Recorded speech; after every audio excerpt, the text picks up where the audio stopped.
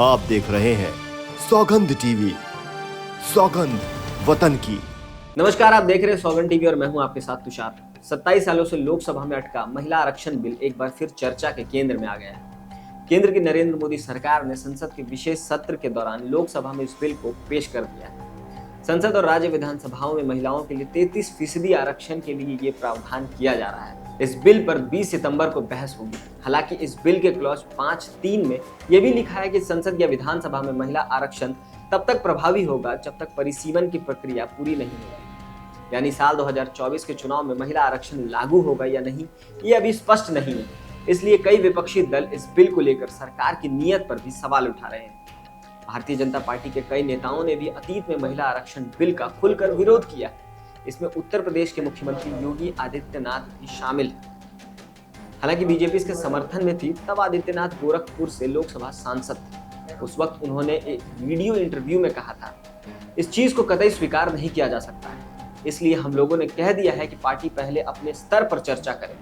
Party में अगर आंतरिक लोकतंत्र है, जो जनप्रतिनिधियों की बातों को सुना जाए। मैं दावे के साथ कह सकता हूं कि जिन परिस्थितियों में ये विधेयक आया है, इस संसद के 99% सदस्य इसके विरोध में। आप यानी कि बीजेपी क्यों कांग्रेस के पाप को अपने सिर पर लेना चाहते हैं? योगी आदित्यनाथ ने बिल के खिलाफ कई बार बोला था। हिंदुस्तान टाइम्स से बातचीत में योगी ने कहा था कि वो आरक्षण के साथ यानी पिछड़ी या बिना आरक्षण के भी इस बिल को सपोर्ट नहीं करते।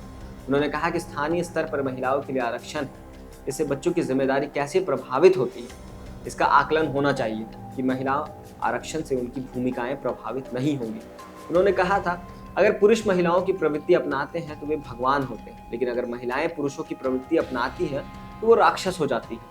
महिलाओं की आज़ादी के पश्चिमी विचार को भारतीय संदर्भ में सही तरीके से विश्लेषण करना चाहिए। हालांकि अब योगी आदित्यनाथ ने इस बिल का समर्थन किया है।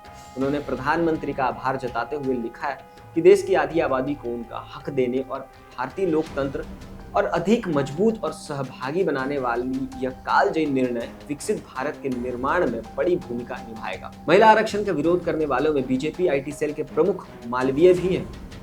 उनके कई पुराने ट्वीट भी वायरल हो रहे हैं। 19 जनवरी 2014 को मालवीय ने एक ट्वीट किया था, नरेंद्र मोदी महिलाओं को राष्ट्र निर्माता के रूप में देखते हैं, पप्पू उन्हें आरक्षण और 12 सिलेंडर देना चाहते हैं। यह अंतर है। कांग्रेस सांसद राहुल गांधी के लिए बीजेपी के कई नेता पप्पू जैसे शब्द का इस्तेमाल करते रहे। अमित मालवीय ने भी फरवरी 2013 में एक ट्वीट पर जवाब देते हुए लिखा था, अध्यादेश की हमें जरूरत है, लेकिन आरक्षण, इसका कोई मतलब नहीं है। मुझे नहीं लगता कि महिलाओं को इसकी जरूरत है। महिलाएं भी ऐसा नहीं सोचती, उन्हें इसकी जरूरत है। बहरहाल महिला आरक्षण बिल लोकसभा में एक बार फिर पेश कर दिया गया है। इस पर 20 सितंबर को बहस हुई।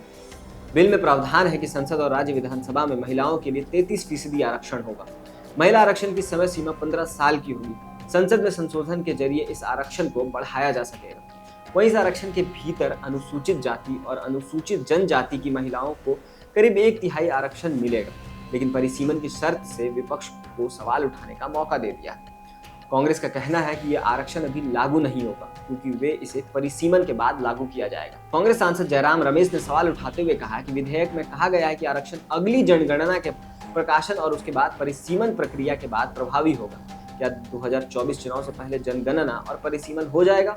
उन्होंने इसे इवेंट मैनेजमेंट बताया। वहीं आम आदमी पार्टी की नेता ने महिला आरक्षण 2029 के चुनाव तक भी लागू नहीं होगा, उन्होंने ऐसा कहा है। आम आदमी पार्टी नेता आतिशी ने ट्विटर पर लिखा, यह भाजपा का महिला आरक्षण बिल नहीं, महिला बेवकूफ बनाओ बिल है। अगर बिल के प्रावधानों को पढ़े तो ये बिल अब तक लागू नहीं होगा जब तक बिल पास होने के बाद जनगणना और परिसीमन नहीं होता। 2024 तो छोड़िए, इस प्रावधान के साथ 2029 के चुनाव तक भी महिला आरक्षण लागू नहीं होगा। मध्य प्रदेश की पूर्व मुख्यमंत्री और बीजेपी नेता उमा भारती ने भी इस बिल पर सवाल उठाया। भारती ने समाचार एजेंसी PTI से कहा कि उन्हें खुशी है कि महिला आरक्षण बिल आया है, लेकिन उन्हें कसक है कि इसके OBC आरक्षण के बिना लाया गया है। उन्होंने कहा कि अगर हम OBC महिलाओं को भागीदारी नहीं देंगे तो OBC समाज का हमारे ऊपर से भरोसा टूट जाएगा। संसद और राज्य विधानसभाओं में महिला प्रतिनिधियों की संख्या काफी कम है, इसलिए लंबे समय से इस आरक्षण की मांग हो रही है। अभी लोकसभा में महिला सांसदों की संख्या 82 है। कानून लागू होने के बाद से ये संख्या 181 हो जाएगी। कैसी लगी हमारी ये वीडियो कमेंट करके जरूर बताएं और ऐसी तमाम खबरों के लिए देखते रहे सौगंध टीवी। आप देख रहे हैं सौगंध टीवी, सौगंध वतन की।